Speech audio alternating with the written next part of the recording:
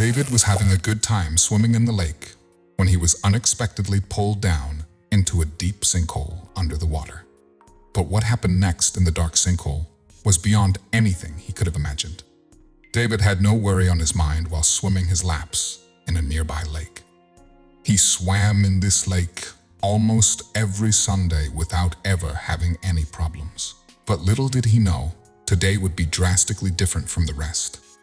As he was swimming back to shore, he suddenly realized he wasn't getting any closer, no matter how hard he swam. It didn't take him long to realize the water was pulling him backward instead of flowing with him as he swam. He confusedly looked behind him and was met with a rush of panic. Behind him, a sinkhole was forming, and it was getting bigger by the second.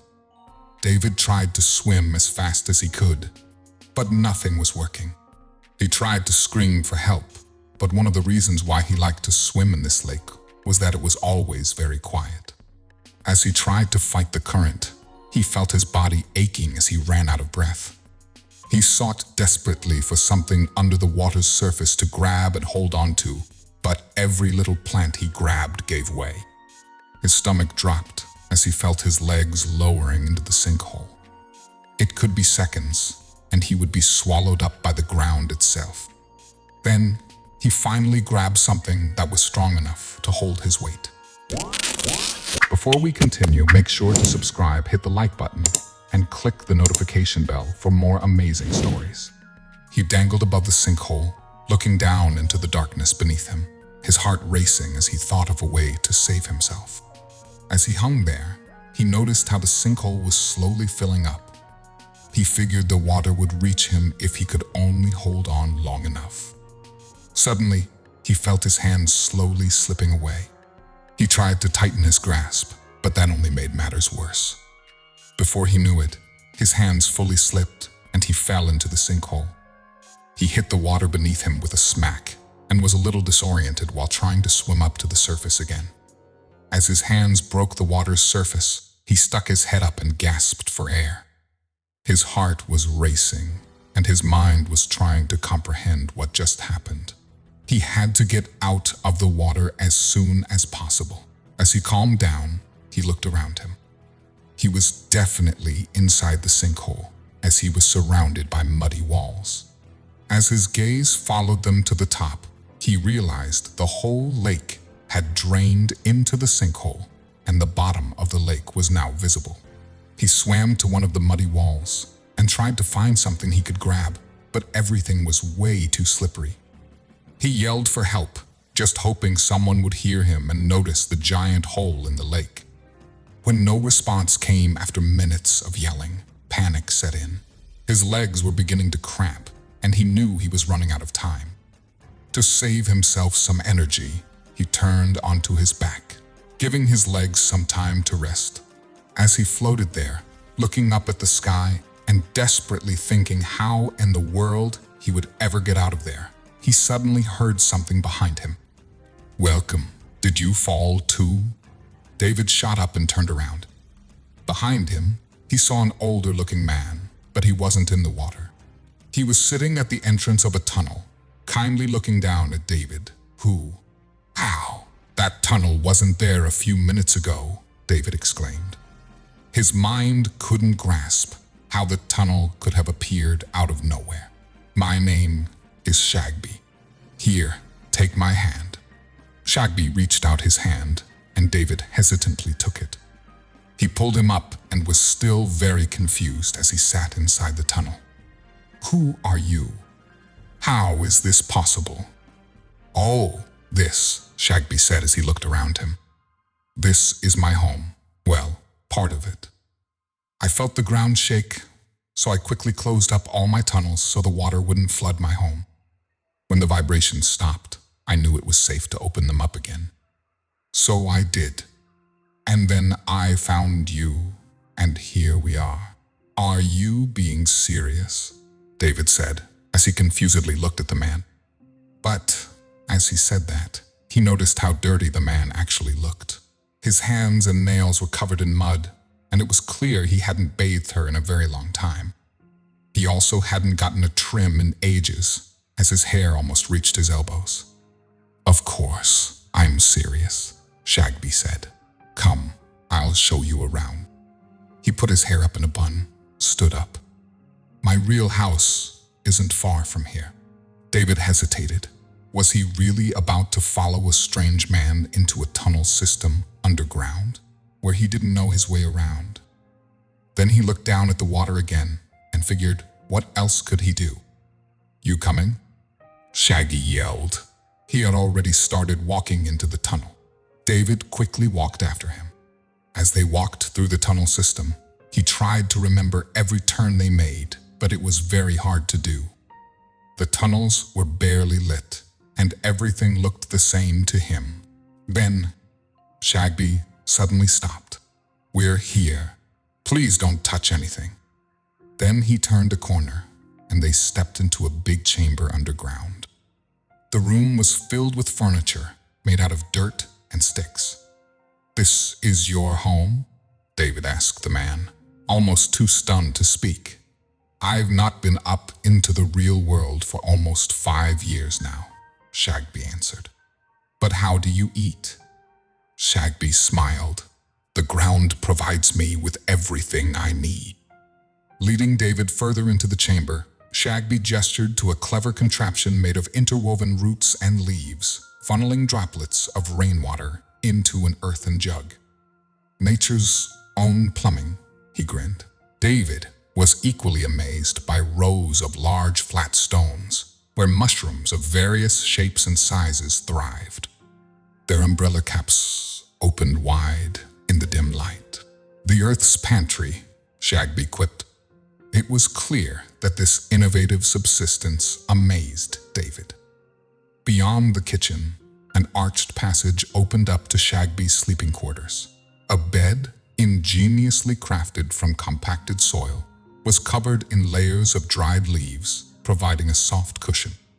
Clay and stone shelves displayed personal belongings, a testament to his years underground. Every piece has its memory, Shagby remarked. David traced his fingers over the clay walls, feeling its cold, rough texture and understanding the delicate balance of solitude and comfort that Shagby had created. Another alcove revealed Shagby's prized collection. Bookshelves carved into the walls showcased worn-out books, their pages yellowed and covers frayed. David pulled out a volume, its title barely legible. Shagby noticed, Books from the Outer World, My Connection to the Past. Some were meticulously wrapped in leaves to protect them from moisture. To David, this library symbolized the man's deep reverence for knowledge, despite the isolation. Shagby guided David to a circular room, its walls polished smooth. Speak, Shagby urged. David hesitated before uttering a word. His voice bounced back, magnified and distorted, creating an uncanny effect. The room seemed to have its own pulse, amplifying every sound. It can be unsettling, but also mesmerizing, Shagby commented. David nodded, intrigued by the chamber's auditory tricks, feeling both in awe and slightly disconcerted. As they ventured deeper, David became to the symphony of the underground. The rhythmic dripping of water echoed in the distance, and the soft hum of subterranean insects became noticeable. Every so often, a gentle gust of air would rustle the dried leaves. Nature's own orchestra, Shagby whispered, his voice filled with reverence.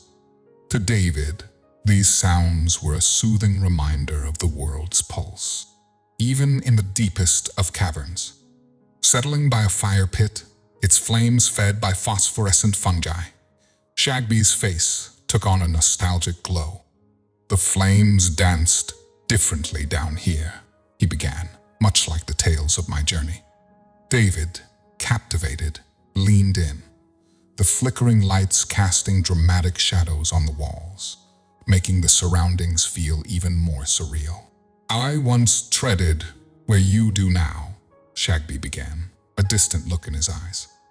Above, I was an archaeologist. Ancient underground cities were my specialty. David listened intently, imagining a younger Shagby excitedly digging through ruins, eager to uncover lost worlds. Thrill of discovery, the allure of the unknown. It was intoxicating, Shagby recalled. But one expedition, Shagby continued, led me astray. Entranced by a series of caverns, I wandered deeper, each twist and turn promising something wondrous. His voice held a hint of regret, but soon the pathways twisted on themselves and daylight became a memory. David's heart ached, visualizing Shagby's increasing desperation as the world above faded away. Days turned to weeks. Alone, with dwindling supplies, I faced a decision. Shagby paused, taking a deep breath. Instead of endlessly seeking an exit, I chose to embrace the darkness. To craft a life here, David tried to fathom the depth of that choice. The courage it took to forge a home in such isolation. To live off the grid, detached from society's demands. It's liberating, Shagby mused, his voice strong and clear. Down here, I've found peace, a simplicity that the world above often lacks. David pondered this, torn between his desire to return above and understanding the freedom Shagby spoke of. The underground's allure was undeniable, its quiet solace a stark contrast to the bustling world David once knew. Tossing and turning on his earthen bed, David was haunted by the cavern's strange sounds. The ambient hums and drips now felt eerie. Each unexpected noise jolted him awake, and shadows seemed to morph into unfamiliar shapes. Sleep remained elusive, as his subconscious mind tangled with the foreign environment, deepening his sense of unease. Observing Shagby, David noticed his frequentive murmurs to himself. Each hushed word and furtive glance deepened David's sense of mistrust. Was Shagby truly his friend, or was there more lurking beneath the surface? The older man's cryptic behavior raised questions and fueled David's growing apprehensions. Conflicted emotions raged within David. On one hand, Shagby had shown him a wondrous underground world. On the other, his behavior was increasingly enigmatic. The inner turmoil was relentless. Was David being ungrateful, or was his instinct for self-preservation sounding an alarm? As they wandered the tunnels, David felt watched. Brief rustlings, barely perceptible movements in the periphery of his vision kept him on edge. Were they truly the sole inhabitants of this vast underground realm, or were there unseen entities silently observing their every move? The once comforting presence of Shagby now caused anxiety. Each shared glance was heavy with unspoken tension. Words became sparse, replaced by long, uneasy silences. The bond, initially formed in mutual wonder, was becoming increasingly fragile as suspicion clouded David's mind. While exploring alone, David stumbled upon a wall covered in faded drawings. Twisting patterns and symbols hinted at ancient cartography. Could this be a guide? His heart raced, sensing an opportunity within the cryptic etchings. Eagerly, David began to replicate the symbols onto a piece of weathered parchment he found. Each stroke was filled with hope and anticipation. Maybe, just maybe, these drawings held the secret to finding his way back to the world above. Sitting down with his sketches, David began to decipher the symbols. Overlapping pathways, distinctive landmarks, and recurring patterns began to emerge. Like a puzzle, he pieced together the fragments, hoping to chart a path to freedom. Elation and trepidation surged through David. If his interpretations were correct, he might have a way out. But with this revelation came the weight of decision. The possibilities of escape and its accompanying risks loomed large. Should he share his findings with Shagby or keep them to himself? Trust was now a luxury he wasn't sure he could afford. Shagby's world was here, but David yearned for the sky. The dilemma tormented him, to confide or to act in secret. Stealthily, David began amassing essentials: luminous fungi for light, edible mushrooms for sustenance, and rainwater. Each collected item was a step closer to his potential emancipation, a tangible manifestation of his determination. Using available resources, David fashioned rudimentary tools: a sharp-edged stone for cutting, intertwined roots for rope, and compacted clay as markers. He knew these would be invaluable for navigating the maze ahead. Remembering Shagby's ingenious rain collection system, David decided the next downpour would be his cue. The cascading sounds would mask his movements, providing the perfect diversion for his escape. In a secluded alcove, David concealed his gathered supplies. Tucked away from prying eyes, it was his cache of hope. He frequently revisited the spot, each time reinforcing his resolve to break free. As the time approached, David mentally rehearsed his plan. Reflecting on all he'd observed and learned, he fortified his spirit. With each passing moment, he grew more determined, ready to embark on the most crucial journey of his life. Shagby's eyes, previously filled with warmth, now bore into David with a mixture of hurt and accusation. "I've seen you, David." Shagby's voice trembled. "Preparing, hiding, plotting. Do you think so little of me?" The weight of their shared experiences hung heavily in the cold, damp air. David's voice cracked with emotion. "You want to keep me here, don't you? Just like you, lost and forgotten." Their words ricocheted in the cavernous space, each accusation adding to the thickening atmosphere of distrust. Eyes downcast, Shagby whispered, "I've been alone for so long. The silence, it's maddening. I didn't want to keep you trapped, but the thought of that void returning." His voice trailed off, revealing a vulnerability David hadn't seen before. "I'm not your enemy," Shagby pleaded, tears streaking his dirt-covered face. "Stay, David. Let's find a way together." His voice was laden with hope and despair, revealing the depth of his isolation. While David felt a pang of sympathy, his desire for freedom remained undiminished. "I cannot stay, Shagby. I need to find my way back." Their final exchange was charged with the intensity of clashing desires and dreams. Armed with his sketches and tools, David ventured deeper into the winding tunnels. Each turn was a gamble, as he relied on his memory and the ancient symbols to guide his way. The further he went, the more the cave seemed to come alive.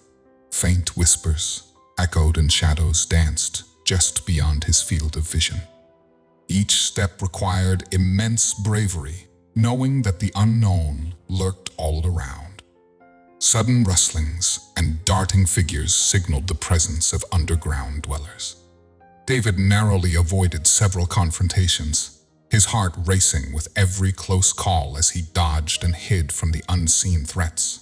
As he journeyed on, the concept of time dissolved. Days, weeks, the sameness of the tunnels, with only the dim glow of fungi to light his path. Even as despair threatened to take hold, David's spirit remained unbroken. The thought of sunlight, open skies, and freedom propelled him onward, even in his darkest moments. Just when all seemed lost, a dim light flickered in the distance. Growing brighter with each step, it promised the world outside and fueled David's resolve. With one final push, David emerged from the underground, gasping as fresh air filled his lungs. The sensation of the gentle breeze and the sight of an open sky were overwhelmingly beautiful. The underground was replaced by a vast forest. Trees towered above, and unfamiliar sounds surrounded him. He pressed on, driven by the hope of civilization. Stumbling upon a town, David was met with astonishment. To them, he was a ghost from the past, a man long presumed lost. Their reactions, a mixture of shock and joy, solidified the magnitude of his incredible journey. David's shock was palpable when the townsfolk revealed he'd only been gone for 2 weeks. In his mind, the endless tunnels and dark corners had stretched on for months, challenging his very perception of time. Over a warm meal, an elderly woman recounted tales of Shag's renown. Once a brilliant archaeologist, he was famous for his discovery of ancient underground civilizations, making his mark on the world above. Yet, 20 years ago, he vanished without a trace during an expedition. No one knew of his fate. The brilliant mind lost to the very tunnels he loved, until David's return shed light on the mystery. David pondered the profound impact of isolation on one's perception of time. In the quietude of the caves, days had felt like months, while the world above had remained almost untouched. As David listened, his heart swelled with sympathy. The weight of Shag's solitude became evident. 2 decades of silence, with only memories as companions, evoked deep empathy.